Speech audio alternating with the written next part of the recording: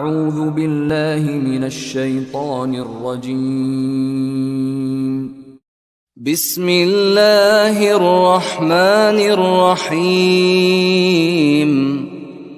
அளவற்ற அருளாளனும் நிகரற்ற அன்புடையவனுமாகிய அல்லாஹ்வின் பெயரால்.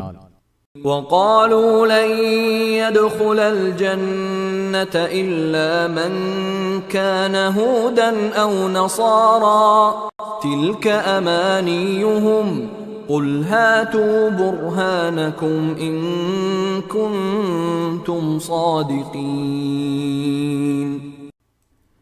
யூதராகவோ கிறிஸ்தவராகவோ இருப்பவரை தவிர வேறு யாரும் சொர்க்கத்தில் நுழைய மாட்டார்கள் என்று அவர்கள் கூறுகின்றனர். இது அவர்களின் வீண் கற்பனை. நீங்கள் உண்மையாளர்களாக இருந்தால் உங்கள் சான்றை கொண்டு வாருங்கள் என்று கேட்பீராக. بلى من أسلم وجهه لله وهو محسن فله أجره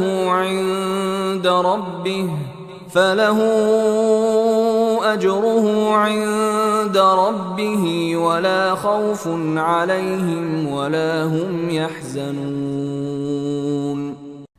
அவ்வாறில்லை, தமது முகத்தை அல்லாஹுக்கு பணிய செய்து நல்லறம் செய்வோருக்கு அவரது கூலி அவரது இறைவனிடம் உள்ளது. அவர்களுக்கு எந்த அச்சமும் இல்லை, அவர்கள் கவலைப்படவும் மாட்டார்கள்.